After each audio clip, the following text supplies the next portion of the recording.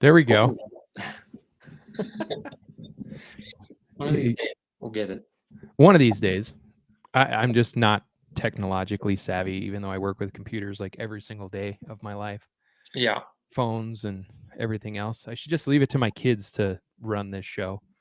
Although we'd have like hearts and sparkles and Taylor Swift in the background somewhere. K-pop in the background or something. You might have to explain that one to people who don't know K-pop. I still don't even understand K-pop. All I know is it's Korean pop music and culture and stuff. And my wife said it's super fun and upbeat. Super fun and upbeat. All right. Apparently girls and her watched a K-pop movie last week. Oh, that's right. When we were over there working Hunters on the cars. And demons or something. So funny because come in the house and they're all sitting there and the girls are kind of like half tuned in and your wife is like focused. Oh yeah. She was like on it. I'm sure she can hear me talking shit about her right now, but yeah. Anyways, welcome to the show, everybody. This is Hittin' the Chip. This is episode number 19. Because I got it wrong last one, and then you were correct. It was supposed to be episode 18. And I think I entitled this one something about Mother Truckers. Mother Truckers Invade. I thought Mother Truckers Invade. Interesting one. Which will be a precursor to what's coming up this upcoming weekend. But there's a lot to divulge in last weekend's events, and there was multiple different locations that we'll kind of touch on this episode. So welcome to the show, everybody. I'm Jordan Smith. I'm the driver of the 13S GAM and co-host of this here podcast, and I'll kick it over to this guy. What's up, everybody? Jake Smith, driver of the 89 GAM and co-host of this here. I don't know. It's like a racing entertainment. Are you not entertained? Which we'll also talk about. Yes. I guess I owe some money to somebody. Podcast. So we try to bring some light enjoyment, topics, opinions. We try to stay positive. Sometimes it's hard. Sometimes it's not. But I think there's a lot to be positive about this weekend and a couple things that we will talk about that was the low light, let's just say. It wasn't negative or anything, just a low light for the night. I would agree with that. Yeah. But it gives us something to talk about, right? So, right. Which we will get into right about now. So, without further ado, going to give a little shout out to AAA Service. One thing I wanted to kind of bring up here for the whole month of September, AAA Service is going to match dollar for dollar every donation that's made to the Children's Hospital. So if you follow them on Facebook, social media in general, there's a location to where you can go donate. They will match the donation up to 10 grand. So in light of that, this upcoming weekend's events, they're looking to support Children's Hospital.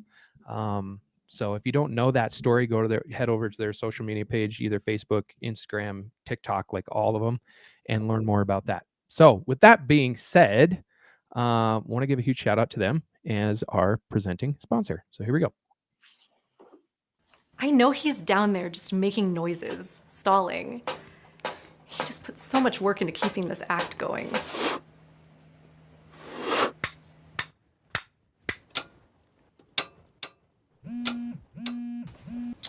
Hey.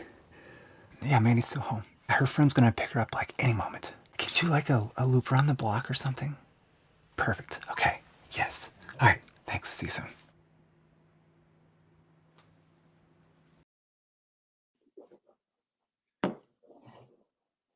Oh dear God. The little icons like navigation things pull up over top of the hide button and I couldn't pop myself back up. I'm like, stop it. I had to try and bring some more light into my face. My screen looks dark for some reason. Huh. I always seem pixelated too. I don't know. Well, you got like a dark shirt on, your black hat. Yeah. You got half a beard. I'm also watching ourselves on the podcast with my iPad since my iPad doesn't like this system for some reason. You got a nice little Mama's- cop stash going on right now. Well, yeah, it's because this is all dark and then this is all like red and light. So this just comes in a lot more noticeable. It blends in with your complexion. Is that what you're saying? Yeah. I Yeah. did completely shave like for my anniversary 2 weeks ago, but I'm glad it kind of came in nice and even this time. Usually it doesn't. It's like all patchy and white trashy. Yeah. That's just our genes. I don't understand it. But I- anyways, getting into this last weekend's events. So our team, we headed up to Gearing, Nebraska to participate at the Highway 92 Raceway Park for the first time. That was my first time ever being at in Gearing and going to Highway 92. I know there's a lot of locals that travel there consistently throughout the year, especially late model divisions, super stocks, legends, and the bandos. So we took the girls up there to go participate in the bandos.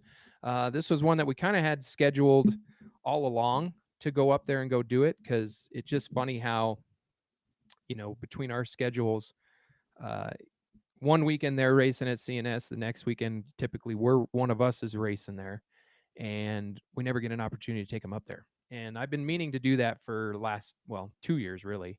And so we had this one circled on the calendar as one we were going to skip no matter what and go up to Gearing. So it was a lot of fun. Jake did not participate in going. He went to a bachelor party weekend fulfillment for our cousin. He's in the wedding party, so he had kind of a natural. I was the oldest person there, 37 years old.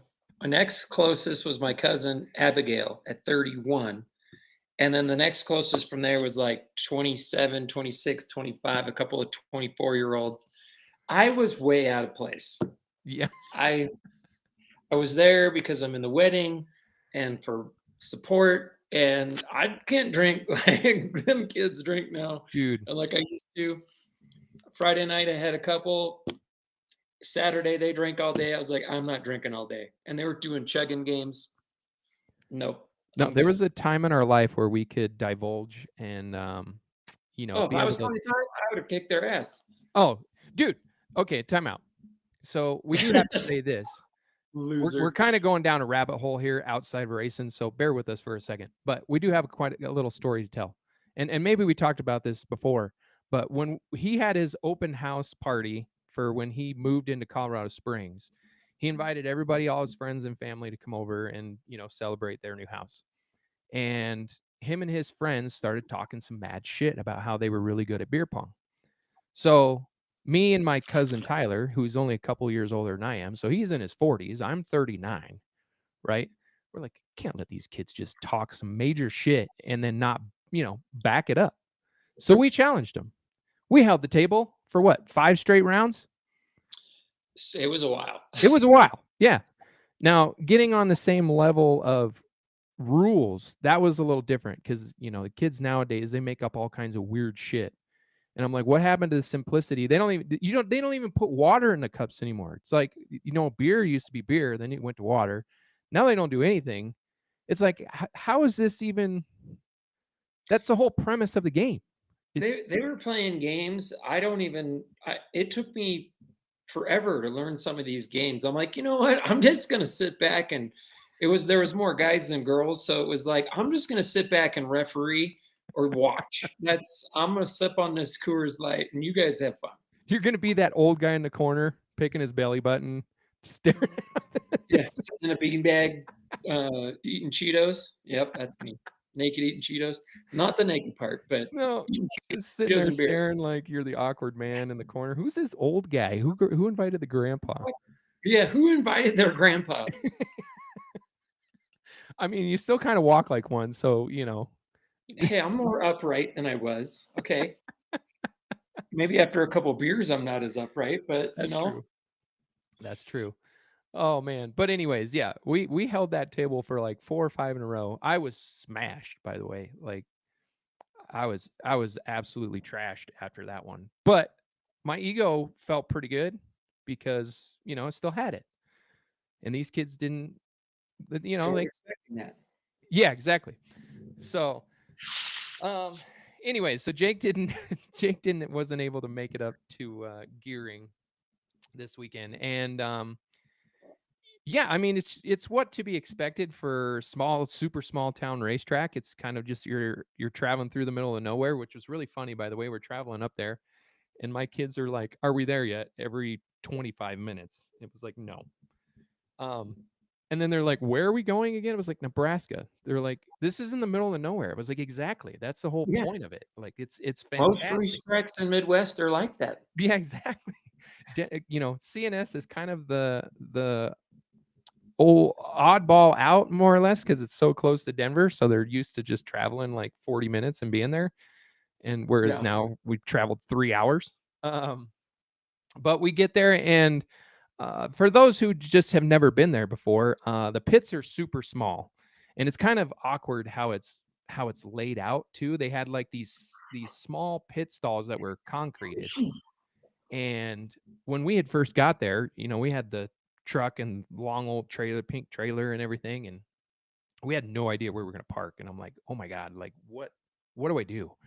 And the owner of the racetrack came up and he was like, no, you park right here and blah, blah, blah. So after like multiple rounds of trying to position the truck into the pits, finally got it positioned.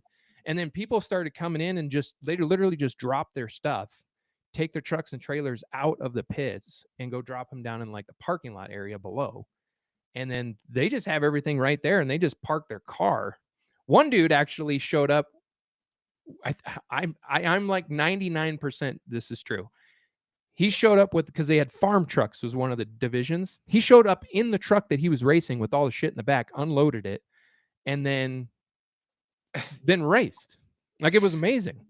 That's true redneck right there. Oh, it was amazing. Thing up there. Because I was looking at the back of this thing as we were leaving, and I'm like, I think that fucking thing has a license plate on it. And I was pretty sure it had a license plate on the back of it, and he drove it in there. I could be completely wrong, but that was the perception, was that he drove this sumbitch all the way to the racetrack. Probably got a tax write-off on it too. It's a permanent plate. But anyways, the setup wise, again, I want to kind of just give a little bit of details about it for those who have never been there and experienced it, because I had a great time. It was a very laid back atmosphere. The people were super cool and welcoming. Overall, it was a great experience for one, because it's a little small 1/4 mile track. It's got a little bit of banking to it in the turns. I would say probably maybe 7-8 degrees, something like that. But overall, it was awesome. From about 2:30 to 4:30, they start practice at 2:30, but the ambulance didn't show up till about 4:30. So they had to do just individuals. You just got in line, and then you would go out and make 5-6 laps and come off, and then you just went right back in line.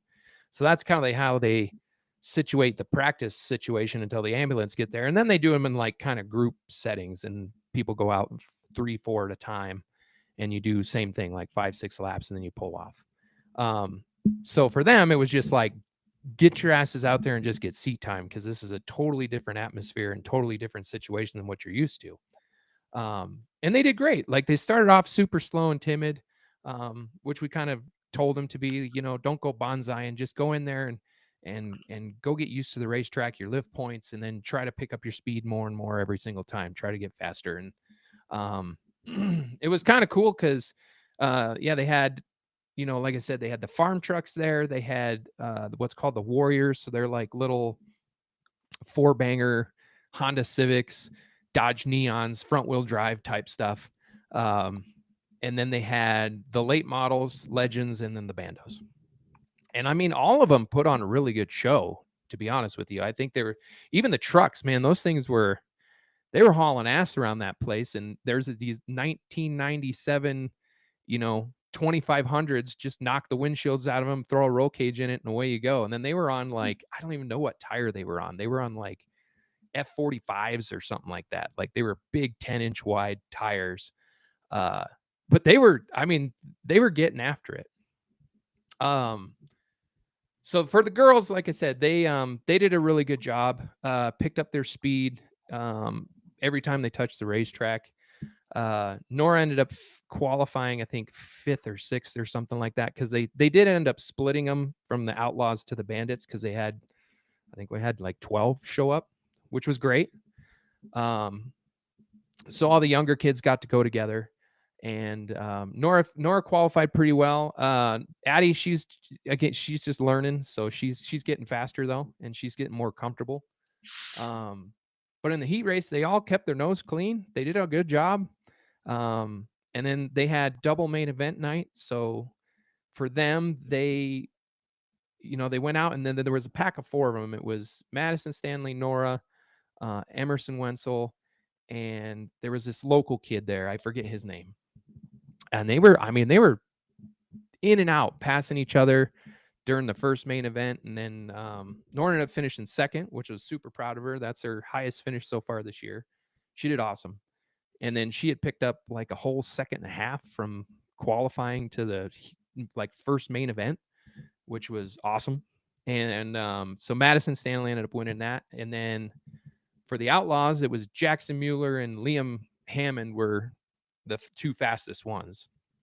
And they were battling back and forth all night. And Jackson Mueller was right on his tail. He had the faster car overall, but just couldn't quite, him being young, he's learning how to situate himself to make clean passes and whatnot. And a couple times just got loose, spun himself out, or whatever case may be. For the second main event, he ended up getting by Liam and then caught lap traffic and didn't know how to navigate lap traffic, and then ended up getting into the side of one of the kids and spun himself out on the last lap.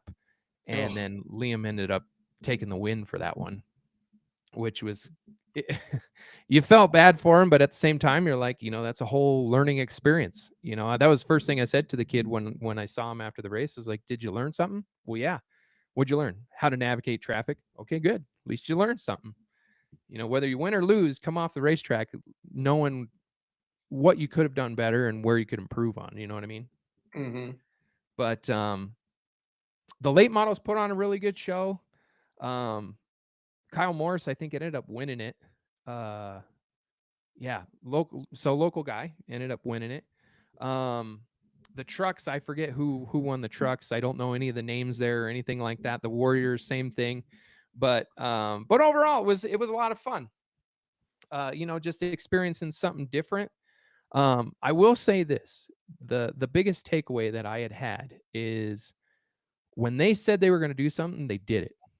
So they told you no rough driving, no fucking around on the racetrack, otherwise your ass is grass. And some dude, I forget, he was in practice.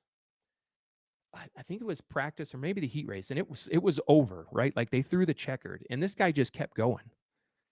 Like didn't give a shit, just kept going. One of the officials runs out there with the black flag and throws it at the truck. Like just boom. Get What off are you my doing? Get off my racetrack. Oh, but lo and behold, like I said, if they said they were not gonna, they'll black flag you if you're rough driving, and they held to it. Like they would not mess around in those situations, which I applauded them for. They didn't have receivers going that night or anything like that, so it was kind of difficult at parts of the race getting people lined up, and especially the young kids like Nora and this other kid. They were on the front row for their second main event, and I had told Nora, because this kid jumped the start like earlier in the night twice, and they didn't do anything about it. So I told her and he was starting on the pole, and I was like, just stay with him. If he goes, you go. Like, if they're gonna allow it, then you just go. Well, this kid comes around to take the one to go, and he full tilt goes around it. Didn't even take the green. Like they're still a lap from taking green, and this kid's full bore, and Nora's right with him, staying right with him. And I'm laughing in a sense, because I'm like, oh my God. And then you're out there trying to get him slowed down, and it was a mess. But it would have all been taken care of had they just had the receiver in. You could have just communicated with them all.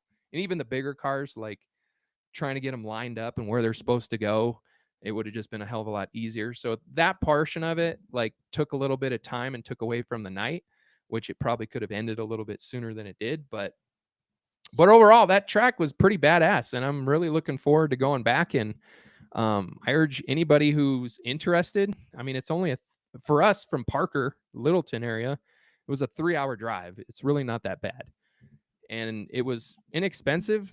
Like, we didn't spend a ton, going out there. They're pretty laid back and just enjoy people coming out. They had like 46 or 48 cars show up total for the entire night, which is pretty good overall for, middle of nowhere, Nebraska. It was a good car count. Yeah. So, yeah.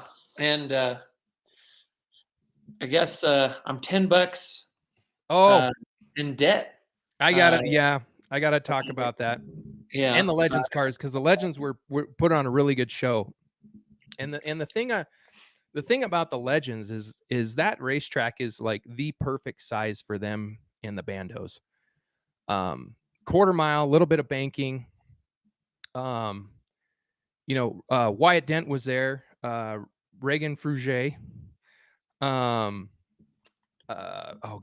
Stewart was there. Who else? Liam Hannon ended up being in one of the Legends cars too, and I forget who was the other drivers. Dominic Moss was there. David Price was there. So they had a pretty big lineup overall. But their races were probably one of the best of the night, better than the late models, better than any of the other divisions.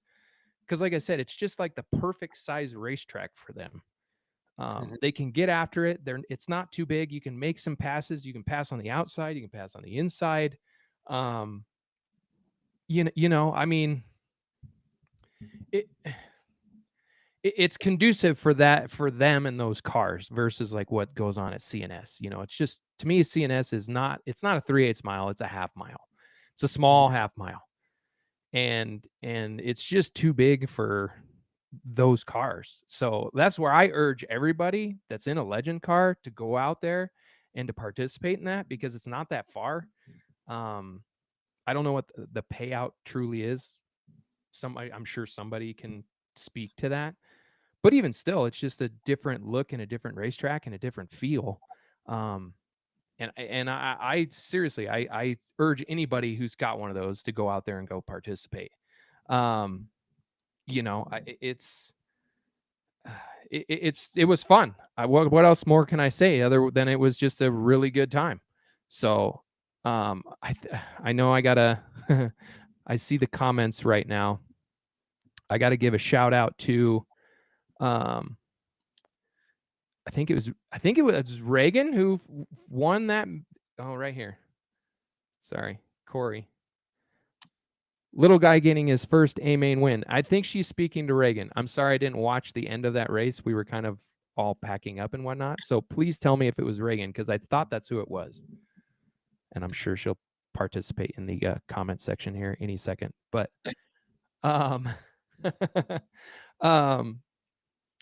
but yeah, I for what it was and for how many people were there, double feature night, like it was awesome. And Wyatt did a good job. He ended up winning there too. Like I said, Madison Stanley won, Liam Hammond won, and then Kyle Morris ended up winning. But Yes, it was Reagan. It was Reagan, yeah. So congratulations to him. It's not an easy track too. Like, it's not an easy track to get around. Those little bull rings like that they're a driver's racetrack. Like, you have to get up on the steering wheel and really manhandle the shit out of those things in order to get around that place. The smaller the car, the more you gotta wheel it, versus a big car. It's just bury, turn, and throttle off. A modified would be pretty interesting there. I know they had a race. I forget what year it was. I know Chris Mueller participated in that, and Kyle Ray and them all did that one. It was like a $5,000 to win show. Vetcherelli was there. It's on YouTube if you guys are interested. And Kyle Ray ended up winning that thing, but they had probably, I want to say like 15 or 16 mods show up to that one. And just thinking of like 15, 16 mods at that place would be very interesting for how small that racetrack is. Yeah. But yeah, I mean, hats off to everybody. No major issues, no flips, no fights in the pits. Like, it was fun. It was party. So Yeah, and like a couple weeks ago, like I said, with the you gotta bandos, explain that. having their race canceled, and I dared any of the bando kids that when they get interviewed to get out and say, "Are you not entertained?" I need video evidence. Obviously, I know that nobody got it, but a lot of people told me, and even Nora Lee FaceTimed me right after it happened and told me I needed to pay Jackson Mueller $10. So Jackson, I will see you this Saturday because you guys race this Saturday at CNS. So I'll pay you $10. I'll throw out another $10 if you do it in front of the CNS crowd. Or I just have it on video, and then we'll put it on Facebook on our reel, and maybe even have a video of me handing you your $10. So I'll give you $10, but the offer is still out there on this next one. This is the last time.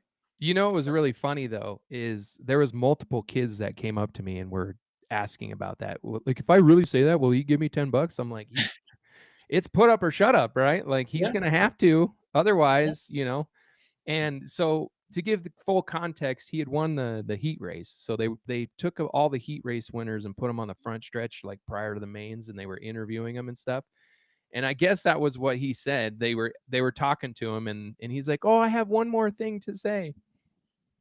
And he goes, I just have one more thing to say to the crowd. Are you guys not entertained? And just him and his curly hair and his so innocent nature, for him to step up and say that is like the bright shining moment for me, because immediately they came off the racetrack and Nola came over and she was like, so Jackson said this and your brother owes him $10. And I was like, please tell me you got that on film.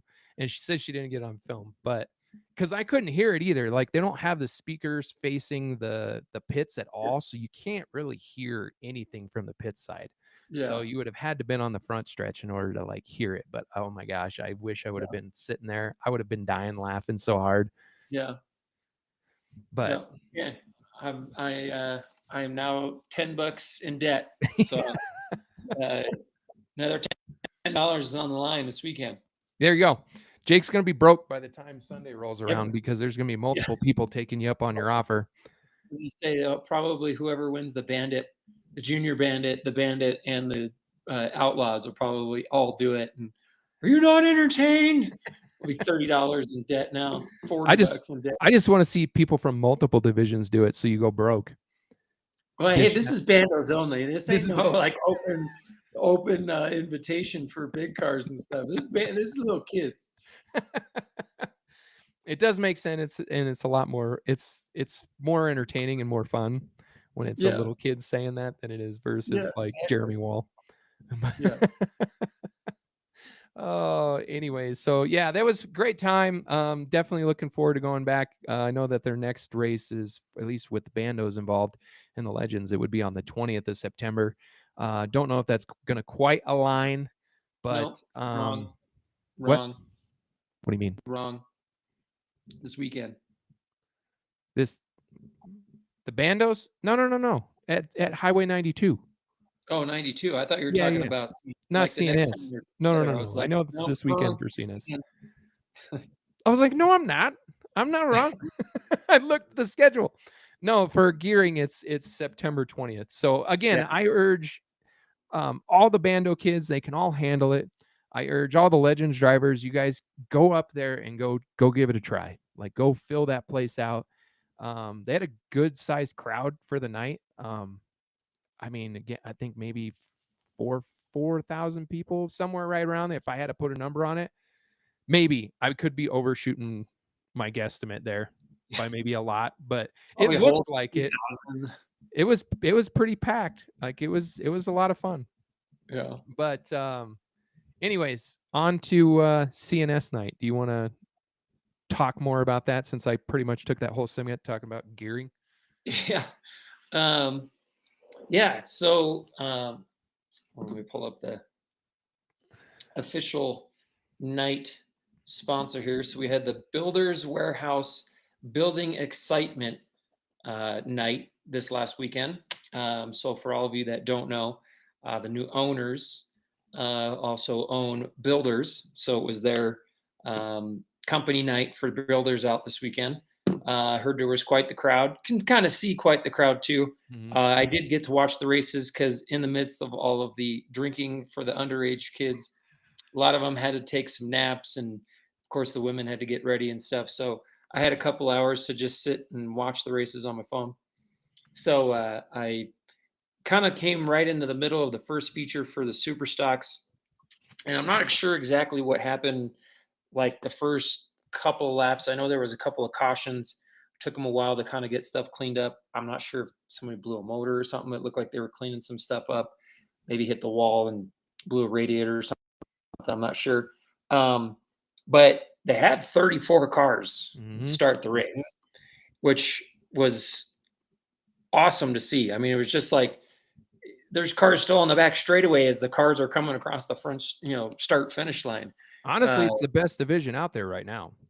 Yeah, I think so, and they put on a really good show. I got to give it up for Ian Clark. Got that car, his new car put together, and goes out and gets quick time. Not sure how the pill draw worked, kind of like in the second feature, but in the first feature, I thought they went heads up, but I don't know if something happened to him where he ended up maybe falling back or early or something. I'm not sure, but let me go look. I'll see where you talk, and I'll see where he started that race. So, I mean, shoot, Emilio Abeda, uh, let's see, Brent Cave, uh, shoot, who else was up there battling for quite a while, just going back and forth. Let's see, Jordan Abeda, Justin Young, and Sean Sully. They were all up there battling each other pretty early in that race, and then Brent Cave, man, he's kind of got that car hooked up right now after that accident he had a couple weeks ago. That kind of just brought that car back to life, and he ended up getting around everybody and ended up taking the first feature win. Okay. So congrats, Brent Cave. Hold What's on, up? I gotta interject here because something I was gonna say because it Ian looked. was on a tire cycle. Okay. Oh, so that's They made why. him start in the back. Okay. Okay, because I was gonna say he started like 18th, but Brent Cave qualified second. He started on the pole, so that makes a lot of sense. Thank you, Yeah. Gregory. Yeah. Thank you. Yeah, it's pretty amazing to see the top 10 of that class just door to door, lap after lap, just hanging in there. And I mean, other than a couple, like I said, a couple incidents, really that race could have probably went green to checker. I mean, even the second feature, I think they had one caution, but that could have even went green to checker. If Yeah, that one did go to green. Yeah. They had a spin out and they didn't throw the caution. That's what it was. They didn't throw the caution. I think who was it? The 11 W Scott Long and I think Brent or Chris Cox got into each other in the second feature, and they were both off the track enough to where they didn't throw. That's right. But yeah, Brent Cave in the first feature, good job. Jordan Abeta finished second, so hats off to him. He was trying there in that first feature to try and catch Brent Cave. It's just, when you're matching speed and you're just barely getting a half tenth, gain every lap, it's hard, So, but and you good don't race have very overall. many laps to work with there. Right. 25 laps is I think they only did 20 in the I think first they only did one. 20. Yeah, 20 in the first one. And then did 25 in the second main, which the second main I thought was fantastic. Again, just top 10. We're all on top of each other lap after lap. Adam Hilton got up in there. He was leading for a couple of laps. Sucked for him. From what I saw, after Scott Long and Chris Cox got into each other, I don't know how Scott Long ended up blending back into the field with the leaders, but blended back into the field right up in front of the leaders, and they're trying to lap him, and they're coming up on more lap traffic. And Adam Hilton ended up kind of getting washed up and ended up falling back like 5 or 6 positions, and then everybody just kind of went underneath them. But it was like for me, it's like, what are you doing battling with the leaders and you're about to go a lap down? Like, get out of the way. There's a good battle going on here and you're screwing it up. Like, now, granted, Scott Long was up there and was battling with the leaders before they spun, but after you spin and you're a lap down, like, get out of the way. Like, I think Chris Cox, he was up there battling too. He let the leaders kind of pass, and then he was kind of keeping with them. But then I think he was like, all right, I got to back out so I don't screw anything up for those guys. So he wisely backed off. But shoot, it came down to the end, and I think Brent Cave just barely. Let me see what the interval was. Was. Yeah. Oh, he had a lead on them, so he ended up pulling out. It was closer in the first feature, not the second feature. And almost a second lead, almost a second lead by the end of the second one. But again, Jordan Obeda got in a second, was trying to catch him, just too little, too late. Yeah. So great racing all around for the super stocks. I think it's kind of funny. We have a person that texts Jordan and I together, and we were talking. We'll get into the GAMs here in a minute, but it's like you have 34 super stocks, and there's been a handful of times they go green to checkered, not running radios, no incidents, and then you got modifieds and some other classes.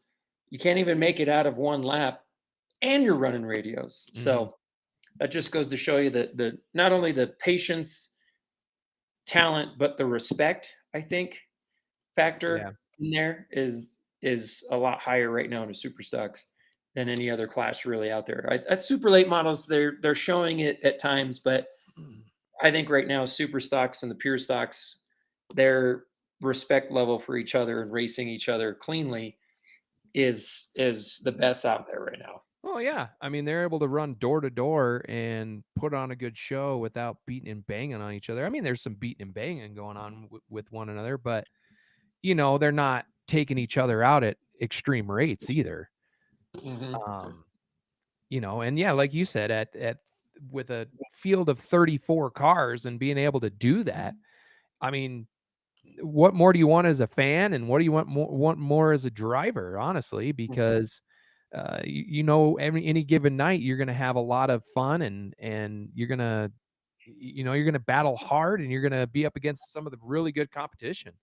I mean, there's 10, 12 drivers within that division that can win at any given night if given the right opportunity and a little bit of luck. There's a handful that are pretty dominant and really fast, but there's 10 to 12 of them that really could honestly win any given night. So, and I love the fact that they're not cutting them short either, and they're letting all 34 of them go for the sake of the racing. It's fucking awesome, dude. Every time they come rolling out on the track, and they just keep coming and coming and coming and coming. You're like, holy shit, this is awesome. I know, right? This is they awesome. They need to truly run a B main, but I like having 34 of them out there because hell yeah, they put on a damn good show. Because there's just battles that go on all over the racetrack. Like you can look up at the front group, the mid pack, and even towards the latter half of the field, there's good battles going on. And same thing, like even at the rear of the field, people aren't running over each other and taking each other out. Like they're side by side battling and getting up underneath each other and pushing hard.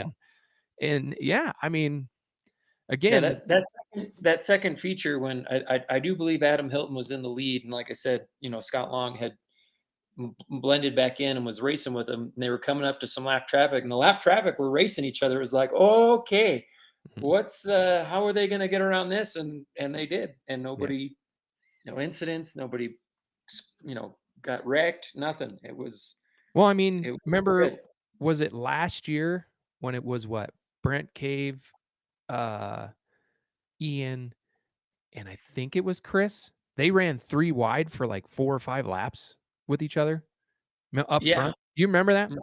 Yeah. I mean, that shit is just you couldn't do that in modified. Oh, hell no. You couldn't do that in really any other division. I mean, maybe the super lates, but maybe the super lates, the trucks maybe, but Maybe. late models, definitely not the legends. No, Definitely not. We've already seen that one, how no. that works out. But Modifieds neither. No, they ain't. modifieds, Mm-mm. yeah, no way. Nope. So someone's just gonna have to have the balls to keep going, and somebody's just gonna have to give up the balls and just back out of it, you know? Mm-mm. So, So mad but respect for that group of drivers in that division this year. mhm, Even over the course of the last few years, I mean, it's continuously grown more and more and more and more. And they seriously have been putting on some of the best shows to date this year. mhm, I've thoroughly enjoyed it. Love watching every one of those guys and gals. Um, they do a great job, and I mhm, really look forward to watching them continue this year, and see where it ends up because this, as we've talked about multiple times, when we were talking about combining them, because how cool would it be to have like 35 to 40 of them on the racetrack? Well, now there's 34 of them. They're just in that division, and they yeah. put on the best show every single weekend. Well, there's a handful that were pure stocks that raced Right. in raced But in it, but but still, it's there's not many differences for rules, no. so it still puts them on the same playing field. Yeah. But yeah, so Anyways, yeah, I'm interested to see how the rest of the year goes. I hope they keep putting on good shows. congrats to Brent Um, Cave though. Yeah, for yeah, sweeping the night. yeah, It's and impressive. Ian Clark coming out on new tires and taking quick time. Yeah, exactly. Hey, there's Um, some perks to having new tires, which we'll get hey, into here in a little bit. perks and I guess non perks when you have to start 18th. Yeah, true.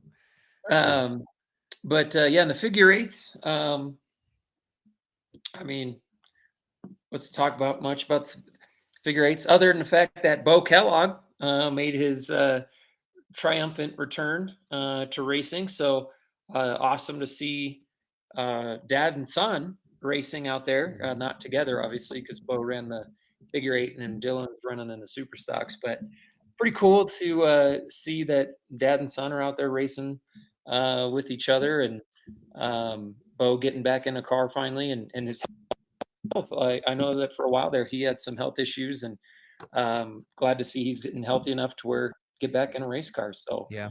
um, awesome job for him. I think he Good for that finished. class too. Yeah, getting as many people into that class, back into that class as possible, Mm. is the key. Let's see.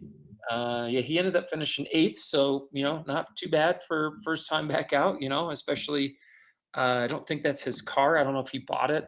I know that car was for sale, so I Maybe. don't know if he was just running it or bought it. I'll have to find out. Hopefully, somebody can tell us. But really, I mean, what's to talk about the figure eights other than Jeremy Wall ended up taking the feature win. I do have to say Isaiah Proctor did a hell of a job. He showed some good speed this weekend, and finished third, and I think he And after finished that third. fire Yeah, after that incident he had, fire, yeah. yeah, he finished third in both features. So um, pretty good job on his part to go out and show some speed and got that car working, and was making his way to the front. So, Yeah. but Jeremy Wall, I mean, won both features, took quick time. It's kind of the same old story, different day. But Did he break the track record for the figure eights this the weekend? I last thought I saw last something like weekend, it was the last weekend they were out. last one. They Okay. were on That's newer what it was. tires, I do believe. Yeah. Yeah. Got it. Okay. So, but oh, here we go. Some people I'm here listening, driving home. He is just running it so they can sell it. Okay. So yeah. Okay. So that's good. At least they're kind of Hey, out there showcasing. Hey, still good to see that old man behind the wheel. yeah, exactly, We exactly. I remember a lot of times watching him growing up and watching him compete in the figure eights and whatnot. That's how I know him. That's how I remember him is Mhm, from back in the 90s, him competing and um, following him closely. So mhm. yeah, hats off to him. Yeah, That's we've known that's him for a awesome. long time. Yeah. Uh, One thing about at least with Jeremy, the his post race interview, because I've heard people talk about this kind of in conversation with us and talking about figure eights, and I know he's been asked this a ton. and he kind of brought it up in his post. I think it was after the first feature, his post race interview, and he had mentioned that people ask him a lot, oh, why don't you just slow down and let people catch up and then race them and like make it more exciting and I love the answer because this is a true racer and we all know Jeremy is not afraid with his answers. Um, he had told him, you know what, if the day I have to slow down to let the competition catch up is the day I'm going to hang it up. And I'm just not about doing that. I am 100% of the time. And if I have to slow down for people to catch up, then really it's doing no justice for the class and himself. So I applaud him for that because it's true. If you're just dominant right now and you got things rolling, I mean, why do I have to back off just so that everybody else can catch up? Like, no shot at anybody else in this class that they're not doing a good enough job to catch up. But he's just got things figured out, just like how for the longest time Ed and some of these other drivers and even when oh gosh, Dominic Ursetta was in a super late model and he was dominating super late models for a while. And think further back, like Jerry Robertson and Bruce Yaki, right? Yeah. Like when they were in their real heydays of racing, Right. they flat dominated. Joel Hansen's another one, right? Yeah. Like that dude flat dominated. Yeah. And it's like as a racer, you don't want to do that. And the best analogy for me would be like a football team. They're kicking the shit out of everybody 45-0 every game. You mean to tell me you want them to purposely not play hard and score as many points as possible just so that the Cleveland Browns may have a chance later in the game? No, that's not how this works. No, it's a different mentality, and I understand it from like a fan sense. Is you're like, why do you got to kick the shit out of everybody? Because I can. Because I can. Yeah. And again, like it's I don't take anything away from him because he works on his shit all the time. I mean, he's posted pictures and videos of him the night after winning, right? Like the very next day, he's in the garage tearing the whole front suspension apart and redoing everything and looking over everything once again. Right. I mean, just dedicated to the craft and dedicated to getting it right. So, right. Yeah, can't take it away from him. That's for sure. Yeah, but I think Figure Eights had a good show. I mean, for as many cars as they had, it's hard to say that they can put on a good show, but there was, battling still going on around the racetrack. Right. And it was nice to see that the camera was highlighting some of those battles, not just following Jeremy the whole time. They actually, when there was battles on the track, it'd go on for a few laps and they were following it. So that was good. D3, Mr. Dennis the Panic III. I don't know what happened. I know somebody posted something right before the first feature. Something broke on his car, so they're like in staging trying to fix this thing, and then just fixed it too late. So he got back out in the second feature, but I don't think where did he ended up in the second feature? It says here ninth. Yeah. So he at least got it out to like putts around. I think he ended up pulling out off the racetrack, kind of with a couple of laps left. So hopefully nothing's too broke on that car. I know they put a lot of work into that car as well. But his dad had a T-shirt on this weekend. I want these T-shirts. I sent it to Jord, or I had Jord look it up. But on the back it says, "Who the fuck?" And the "uck" is blocked, all bleeped out. Is D3, and it has a silhouette of Dennis the Panic III side profile with the hair, the hat, the face, everything. It's fantastic. I want to know where to get one of these T-shirts, and I need me one of those T-shirts, and I need you to sign it. Oh, because it's the perfect side profile too, with like the long curly locks in the back, and oh my god, it is fantastic. So if usually Dennis the Panic Jr. is watching, so Junior, when you see this, I need one of your shirts. I need a shirt. one of those shirts. And then you're gonna have to take a picture of him with it, like side With profile the next silhouette to you, next to it. looking Yes. at himself. Yes. You know what I mean? 100%. If he's out there this weekend, I need that shirt and I need that picture. Mm-hmm. Mm-hmm. Agreed. Agreed. It was Yeah. fantastic. Yeah. All right. All right, moving on. Moving along. Had the Grand American Modifieds out. Obviously, we were not out, so there was a lot of people not out this weekend. Had a couple people return that haven't been out in a while. Lynn Hardy in the 4X was out. Let's see, Jace Hansen was out. I think that was it. And CJ, yeah, he's been kind of a hit or miss as well this year, so he made it out as well. And a new one. Huh? A different gasser. Oh, yes. Oh, yeah. I forgot about that. Gosh dang it, because he's not on. He didn't qualify. He was driving the number 25. Number 25, yeah. For some reason, it didn't show his qualifying. Yes, Daniel Gasser made his debut in the modifieds. He had told us he had not bought, I guess, took over Scott Miller's car from 2 years ago. Mm-hmm. They got that thing fixed up and got out and modified. So yeah, a couple, getting bigger. For the most part. For the most part.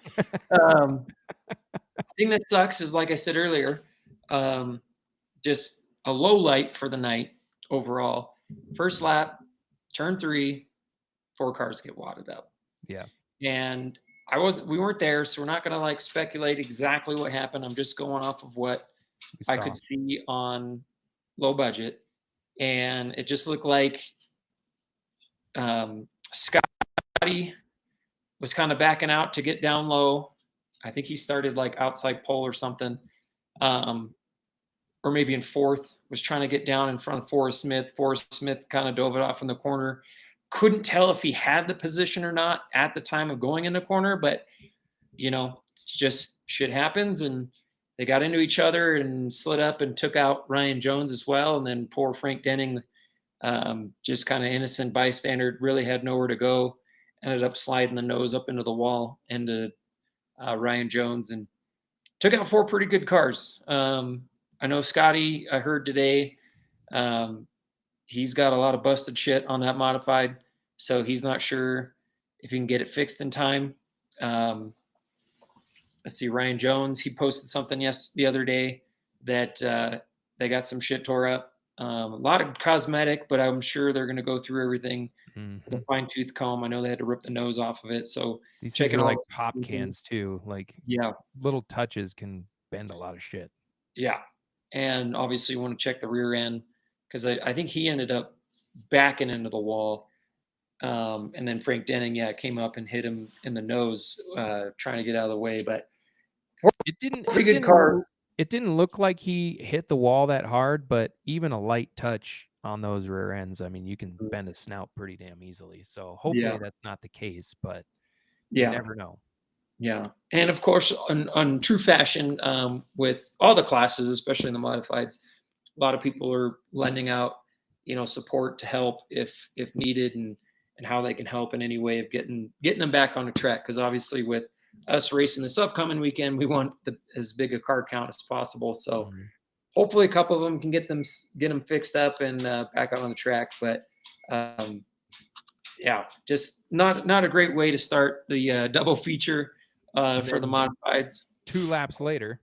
And then 2 laps later, I couldn't see anything of what this happened, but I know Captain Chaos was back there and 3 other cars got spun out and wrecked. I know Robinson was a part of that one. Wasn't Jeremiah Hill a part of that one too? Jeremiah Hill got a little bit, not too bad because he ended up making the second feature. But I know 2 other cars, Cody Milan and Robinson, I forget his first name, got into it too. So they ended up not finishing night. But after that, it was a pretty good race. Congrats to CJ, his very first win. It was kind of funny. A couple weeks ago, he had sent me a picture. He's like, "Hey, I got something for you." And I'm like, "You got something for me? What did you get for me?" He's like, "I have to call you." I was like, "Well, I'm in the middle of work, dude. Like, I can't at the moment." And so he sends me a picture, and he's like, "I brought the mullet back," and full out. He had long hair and got the mullet back in there, and so he ends up winning the first feature. And I had texted him right away. I was like, "Hey, good job, bud." And he was like, "Hey, thanks." I was like, "See, I told you the mullet works." Mhm. And he just laughed his ass off. So he's like, "Yeah, I guess so." So I mean, see, that win should have happened a couple races ago, to be honest. hell, But that really should have happened like a little over a year ago. I think yeah, it was last year. was it last? It No, was actually, it was 2023. It was the last night of 2023. That's what it was, yeah. He came back out and Yeah. he was in the lead and lost it late, getting Yep. around a lap car. Yep. That should have been his first win. But Yeah. either way, congrats to CJ on his first win. Yeah. Um, Been a long time battled his coming. ass off. Yeah, battled his ass off to get up there and stay up there. So long time coming, man. Good job. Except I Proud. have to give him some shit because he wussed out in the second one and didn't finish. Yeah, I'm not sure what happened to you in that second feature, but um, I gotta give him some shit. A little yeah, bit. Just a little bit. yeah. Second feature, much better than the first feature. I think they had. I think there I don't was think they had any. 11, They but had there 11 was cars, but 12 that started. 12. yeah, I don't think they had any cautions though. I think they went green to checkered in that race, if I remember right. I don't let me look at it and get back to you in a sec. But Or flat I think you're right. I don't flat think in right the rear second tire, they one. said.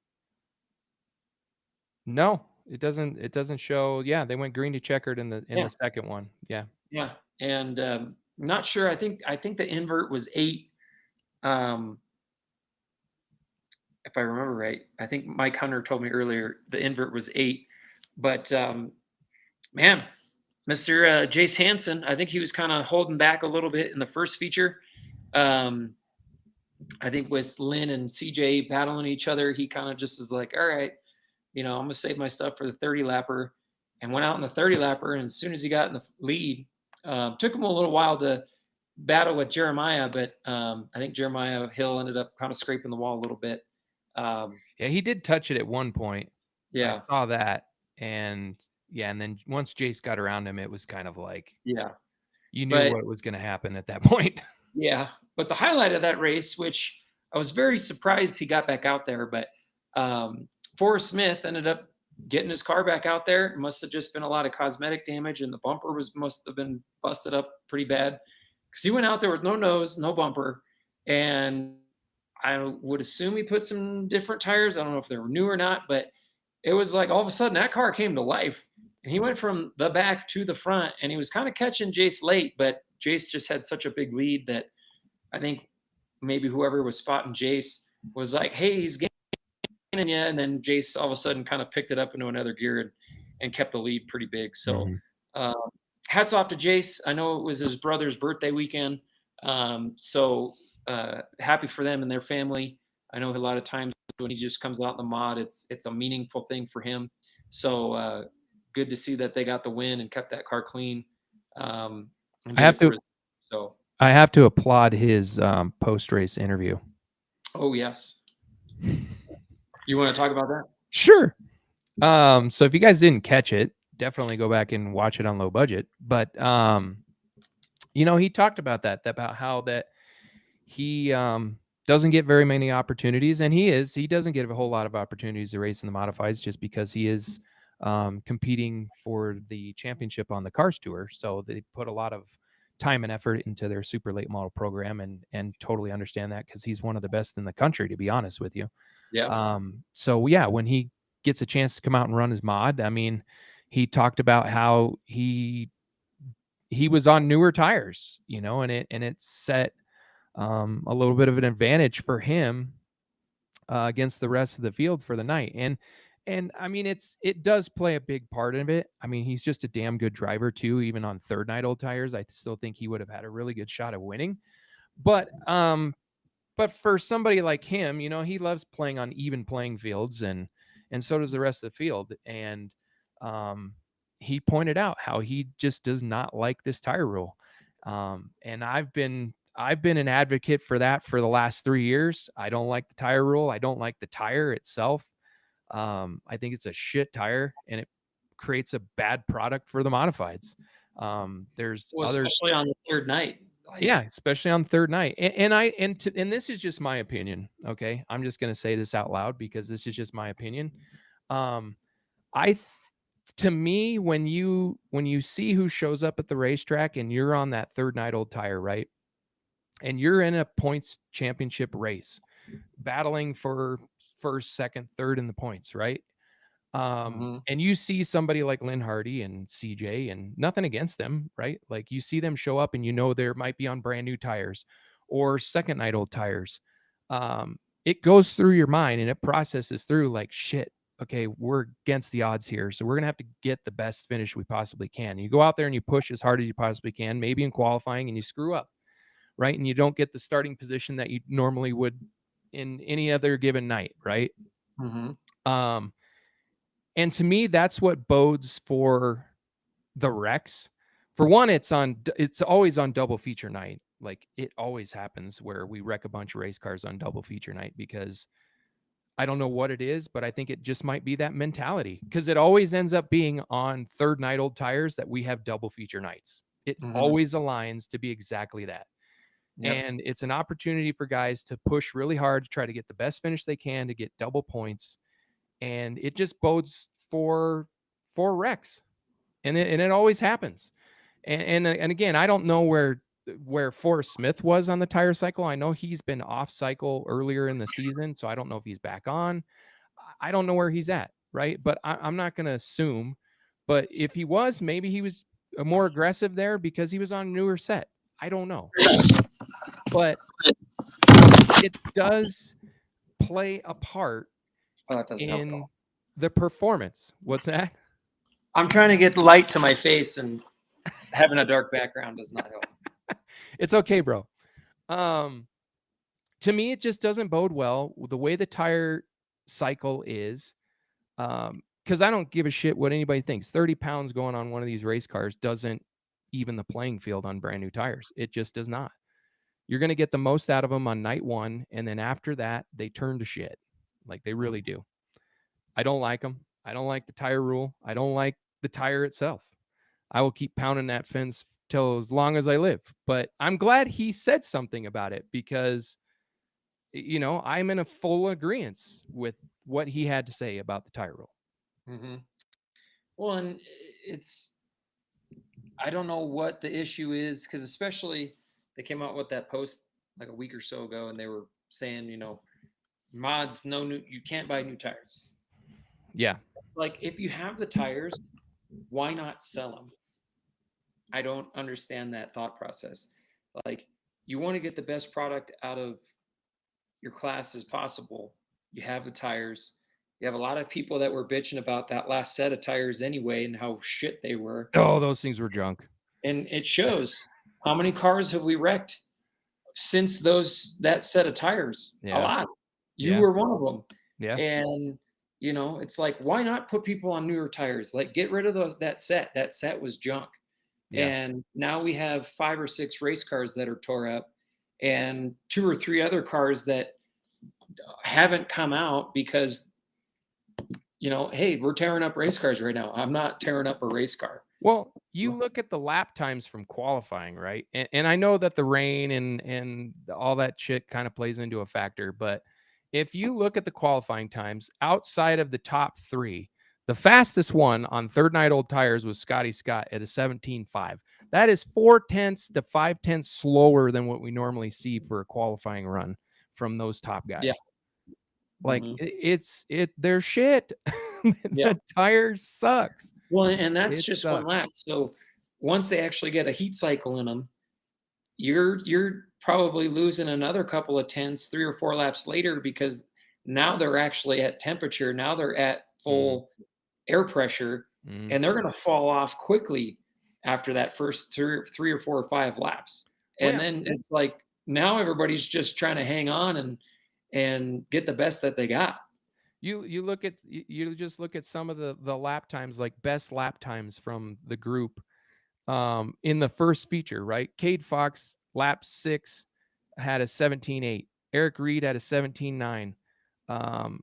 You know, a lot of those fast guys, they're not, it's not, I mean, granted, I know when you get into race mode, like you're not going to run your qualifying lap, but normally you see 17.3, 17.4s on a Yeah. newer set Well, of tires. even a lot of the other classes themselves, you'll see they'll run, you know, 2/10, 3/10 faster in qualifying, and then in race mode it's like 2 or 3/10 slower. But at least it's not like a huge fall off to where it was like another half a second slower than what their qualifying time was. Well, and that's what you see with these cars over the course of 30 laps, just 30 laps. You'll see over a half a second drop off with majority of the field. In 30 laps. That's horrible. That is god awful. And again, I will go back because we have experienced this tire. You popped off the same lap times in qualifying that you did in practice on 70 lap old tires when we were at Owasso. Same lap times.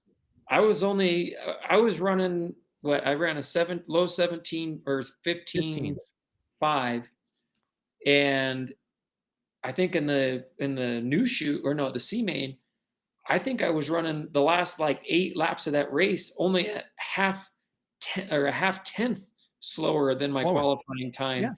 The remaining 8 laps. So they had almost no fall off. Now, granted, I think the biggest factor is not only the tire itself, because if that tire, it can handle it, but also the weight. They're running at 2450. We run at 2575. So 125-pound difference. That's but still, but if it makes the racing better, why not? Why not? To me, why not? Why wouldn't you want a tire? I'll gladly run 3 nights on the F70 at 2450. 100%. You could run probably 5 nights on that tire. If you want to save money, that's okay, great. Then think of an alternative. Tires that look like they barely raced 10 laps. Yeah.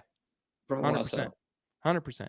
But there in turn, it goes back to like the wrecks and stuff that I think happen is there in turn. I think it starts with the tire. I think the tire is shit, and it doesn't bode well for competitive nature across the field on, you know, third night old versus first night or second night, right? I think it's a unconscious or a subconscious feeling that you don't realize it's happening, right? That you have to push harder because of where you're positioned on the racetrack, because frankly, you're against the odds. So, you know, and people push hard and they make moves that they necessarily don't want to, because they're just trying to, because once it gets single file and once it plays out, you're screwed. You're just going to sit there and run your laps and get the main over with. You're not going to make gains. That's for sure. You're not going to. It's kind of like the current Cup car. It's like you can catch them, but pass them is a whole nother thing. Like 100%. You can get right on them, but you ain't going to have nothing to try and pass. So, but hopefully, again, we can get some guys to get their cars back together and have a good showing for this weekend. We will be out there. I'll be racing the 89, so that'll be fun. And you know, we only got a couple of races left, so hopefully we can put on some good shows with the modifieds the last couple nights. Yeah, I'm excited to get back out there and be with the guys, and it's such a great group of people. I love every one of those guys and gals when they show up. But there's such a tight-knit group and wonderful to be around. Really, it is a top-notch division, and it's top-notch group of drivers.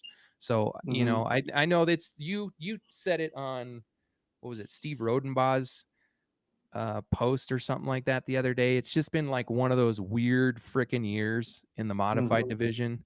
We've had its ups and downs and just weird situations go on, bad batches of tires and all that shit. It just played a huge factor in kind of some of the, you know, mishaps that have happened.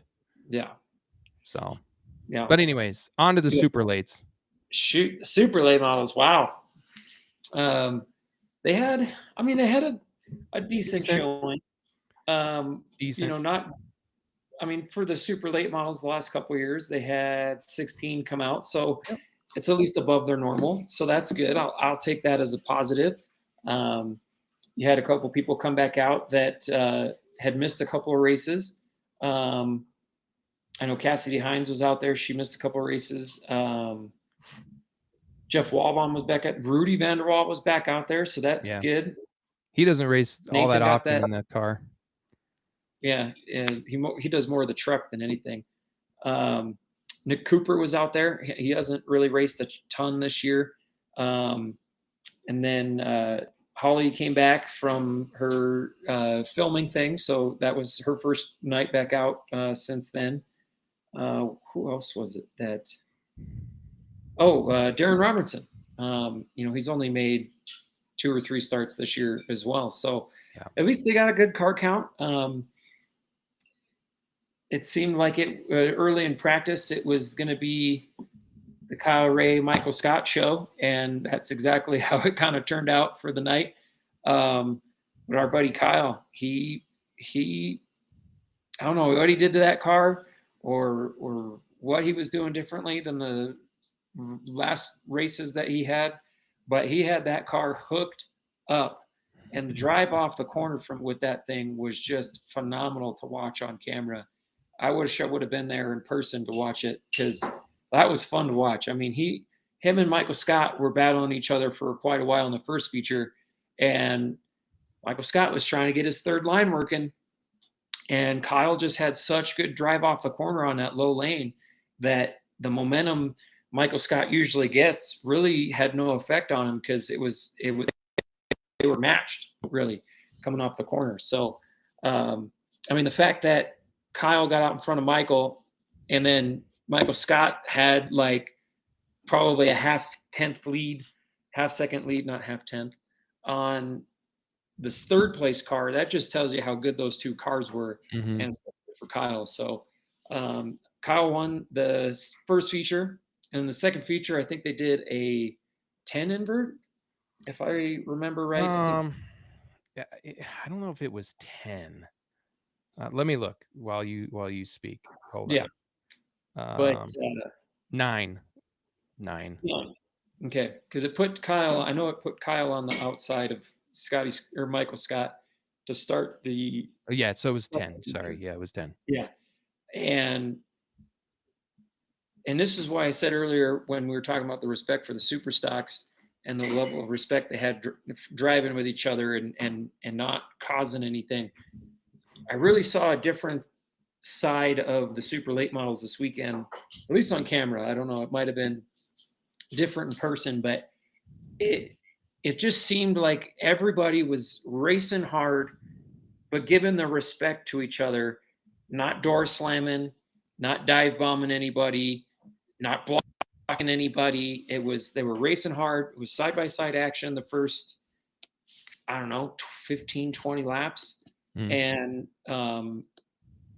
Kyle Ray ended up kind of getting around the field quicker than Michael Scott, and Kyle got out in front, kind of walked away with it. But I mean, it took him a while. Like, it took a good amount of time for him to catch up, because I know Nathan Gasser got out in the lead at first early, and then Darren got around him.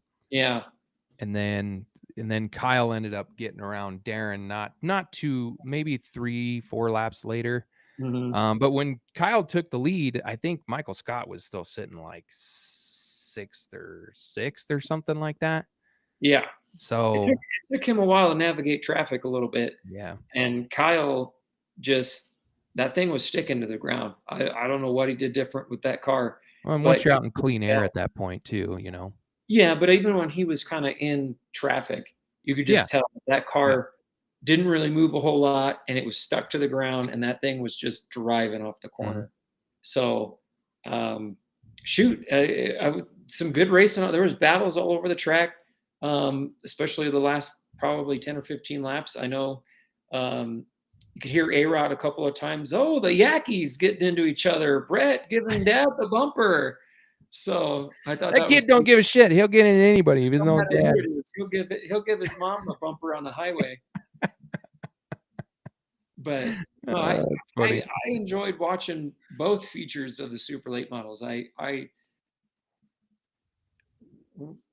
thoroughly impressed with the way everybody was driving each other on Saturday. It kind of brought some confidence back into the class that it's not just a wreck fest. You know what I mean? Like it's not the Yankees taking people out, or him or her, him or him, whatever, whoever it may be, doors slamming each other.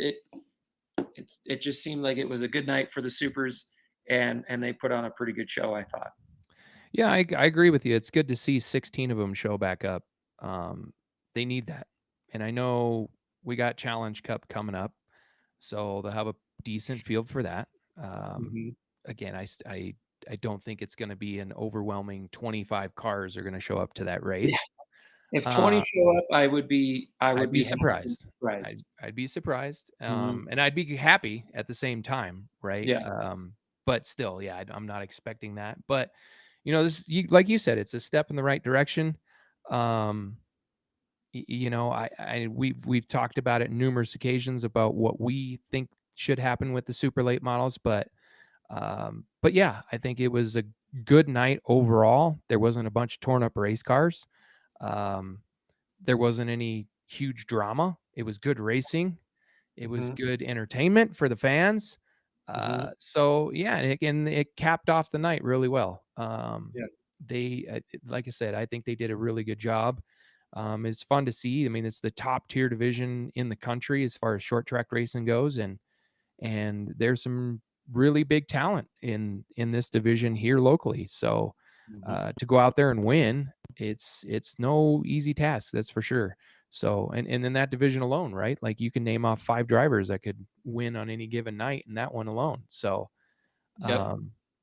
but yeah, to your point, it was really nice to see that there was no beating and banging and no door slamming and taking each other out and all that kind of stuff. So no hopefully 4 wheels in the dirt to slide job into the corner. Yeah, hopefully it bodes well for the rest of the year, because I think they only got one more to go. Is that?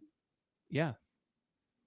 Challenge Cup night. Challenge Cup. That's it. So, yeah, September 20th. That's their last race. So, hopefully, I mean, again, hopefully it sets the stage for the next one to come, and that's a really good race and super competitive, and just another great night of super late model racing. I think overall, I think that the night had some, like you said, some really big highs and some really big lows, but overall there wasn't any huge controversy from what I understand. So, which is nice. Yeah, that's what we hope for. It's what we wish for. It's what we want, right? Yeah. We want good racing. We want side-by-side action. A little bit of banging here and there is fine. We don't need people fighting in the pits. We don't need race cars. We just want some good product on the. We want to see good product on the racetrack, and hopefully this is some like good vibes going forward. Because like we've said before, coming in the last couple of races of the year, I don't know if it's just tensions get high, anxiety, just what it is. Just air in Denver is, tainted or something. I don't know. But let's just take those good vibes and all that goodness, and let's start moving it forward into the last couple of races here and finish off the race season with some positive high notes. And change the damn modified tire. Yes.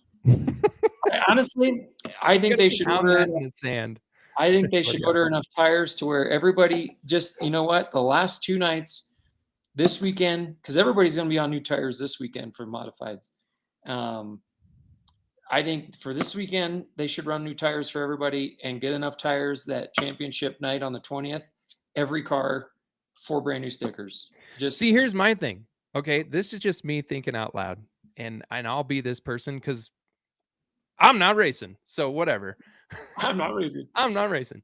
So what are they going to do to you if everybody shows up with brand new tires for the last 2 nights? What are they going to do? Everybody just gets on the same page and goes buys brand new tires. What are they going to do? Not sell them to you? Yeah. Or just do it. You know what I mean? Like, what are they going to do? Yeah. Because Everybody just makes the decision and does it themselves. If they have enough tires for this weekend and you want to buy 2 sets, and if they say, what do you need 2 sets for? Shit, all my other practice set are junk. Got one torn up race car, and all the tires that we ran on that one are junk. We need some practice sets. We want to practice on stickers because we're going to be racing on stickers. So we want to see what the car does on stickers. And if they make you put on 30 pounds, okay, everybody puts on 30 pounds. How are they going to know? How are they going to know? What are they going to do? Right. Nothing. Right. I did say that out loud, just saying. But I mean, it's true. Like, what are they going to do? Yeah. You just do it. What are they going to do? They're going to tell everybody park it? No. Yeah.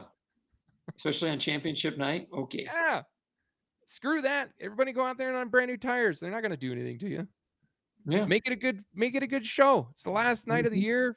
Freaking who cares? Last night of the year, Dick, can't hold anything back now. I mean, and there's truth to that. There is truth to that. I mean, you're going to put on the best show possible if you just ran the last 2 nights. You put on stickers for the night. Who cares?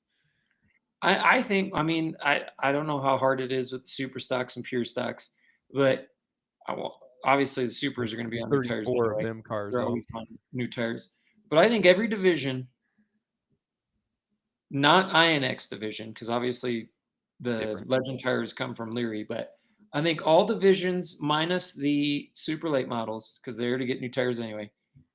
The last 2 races, brand new tires both nights. Optional, right? Like these optional. Yeah, if you want to, like, but you're allowed to. Yeah, don't make it mandatory, but make it optional. No, you don't have to. Nothing should be mandatory, really. Yeah. But on tires, right? But yeah, if you have the option to run brand new tires both nights, or you can run old set this weekend and then run brand new on the last night, whatever you want to do. Yeah. But you have the option to do so. Green flag, black flag, people. Do you guys like that idea or not? Let's hear it right now. Last 2 nights. Say screw it and just make everybody run brand new sets. And again, I know there's a lot of people that are running on a super tight budget. Totally understand that. But at least give it the option. Yeah, like, I got some 20-lap old F70s if anybody wants to give me like $300. Oh my God, dude, that would be so funny if we all decided to just all the modified guys just ran F70s on the last night and said screw it. Yeah. Oh my God. It would bring a tear to my eye. It would bring a tear to my eye. 3. We got enough sets. I was gonna say we got 5 sets ourselves to house, at least 5 cars. So shit, I'm telling you right now, even takeoffs from the trucks and stuff, you'll be fine. Yeah, you'll be fine. Yeah, if they're at 50, 60 laps, that's fine. We ran 60 lap old tires and we were only a 10th fall off. Not even a 10th. Not even. Oh my God, that's so funny. All those guys are going to give me shit now because I keep pounding my feet in the sand about that exact thing, but I'm going to keep doing it until. Better racing or wrecked race cars? Hey, I got 60 grand wadded up in the garage right now, so. Yeah. Exactly. Maybe if we had a better tire, it might have been different. Yes. Man. Or better respect. This upcoming weekend, it is the AAA service big rigs night. So you got the big rigs, you got the modifieds, you have the legends, the bandos, circle drags, and what is it, the pro trucks? Please, for the love of God, take the circle drags out. Oh my God, I please. We're already running 5 classes, including the big rigs. Yes, big pro trucks, big rigs, Grand American modifieds, legends, bandos, and circle drags. The circle drags are going to take 45 minutes. We don't need circle drags. We have a great lineup with what the lineup is already. We don't need to add circle drags. Yeah. If anything, let AAA drive like 5 or 6 of their trucks around the intermission, honking and stuff. 10 minutes max. Boom, off the track. Main events. Mm-hmm. We don't need circle drags. You've already had like 10 of them. You know what? Circle drags have ran more races than any other class this year. Tell me I'm wrong. You might be right. Let me go look. Tell me I'm wrong. You. I feel like every time I've gone out there, whether it was in the modifieds or the bandos, circle drags are a part of that night. Let's see. Minus the Towers Night Out. 1, 2, 3, 4, 5. I'm counting 5. Am I counting correctly? 1, 2, 3, 4, 5. And they've had 5, but yeah, we've been a part of pretty much all of them. Either with bandos or gams, we've been a part of every single night, and it takes forever to get through the I don't know. circle It seems like every time we've been out at the racetrack, minus one time, it seems like the circle drags are out there. Well, especially 4th of July weekend, they had both nights they ran. Both nights, yeah, they ran them. Yeah. With the 5 other divisions. Yeah. We already have enough where with the modifieds, the legends, the treks, they're going to put on a good show. And like I said, fingers crossed, positivity going forward. But it's going to be a long night, especially with the semis. They take a while. If heaven forbid one of them goddamn things breaks down on the track. Shut your mouth. Shut your mouth. I'm saying big rigs. One of them things breaks down. Like, let's just say it loses power and it can't even move. You're going to have to actually get a semi to pull that goddamn thing off the track. Push it with the freaking push track. That thing's already like dying and you're going to. Little old Justina over there just roasting that transmission out of that thing. Can you imagine like freaking Scott on the 4-wheeler trying to pull it with like a tow rope?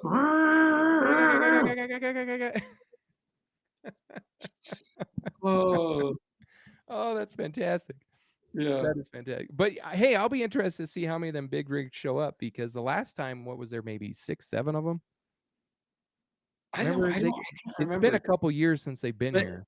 That's also we've only had like the Northwest or like the West Canadian series come into town, where this is the East versus West show. So hopefully maybe like 10 or 12 show up. But that'd be great.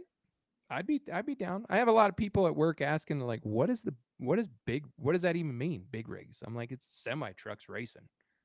Oh, that sounds badass. Yeah, it is. It actually is kind of badass. Yeah, I would bring maybe some N95 masks with the amount of diesel that they got coming out on them damn things. But they put on. They bring a show. Yeah, they do. There was that one year they came right after COVID, and I think there was only like 5 of them, and that was kind of boring. But I think the last couple of years they've at least grown the car count. So hopefully this East-West show might bring more than 10. I would hope. Let's fingers crossed. At least we'll have the pits is going to be absolutely insane.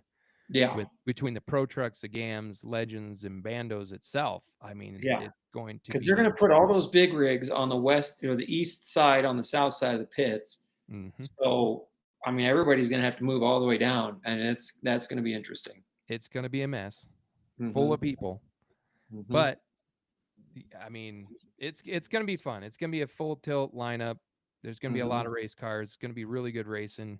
I'm looking forward to it, and I'm excited. I'm excited to see what happens and what transpires from this upcoming week. Because then after that, there's only one more race to go for the modifieds and for the legends and bandos. And I think after this weekend, really everybody's only like one more race. I think the 13th is the start of championships. Yeah, let me see. I think you're right. You would be correct. Yeah, because then it's super lates for starting on the 20th will be championship nights, not the 13th actually.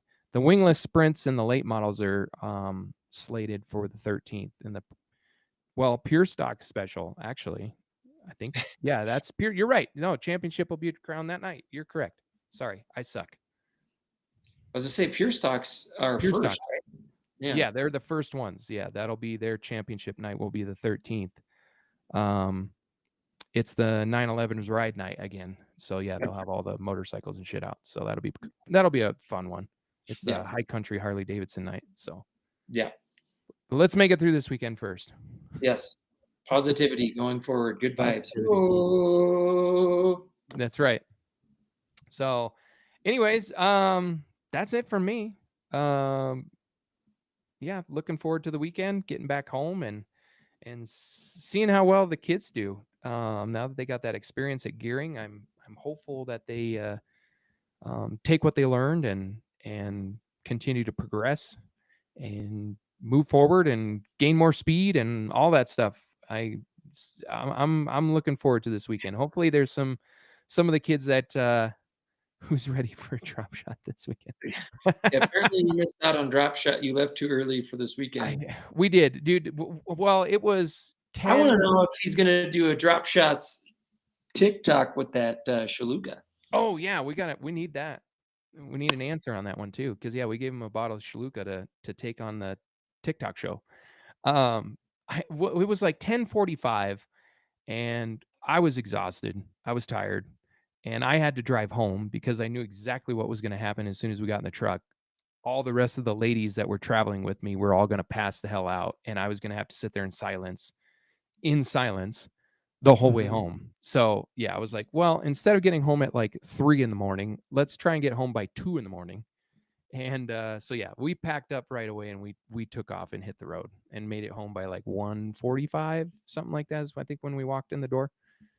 So it wasn't too bad, but still. Well, to answer his question, I'll be ready for a drop shot. But yeah, I can do it this weekend. Yeah, who's ready for a weekend. drop shot this? I'll be ready this weekend. I can do it. I will do one. I'll do one. We'll do one. As long as it's not what did he do a couple weeks ago? It was like They were talking shit about you.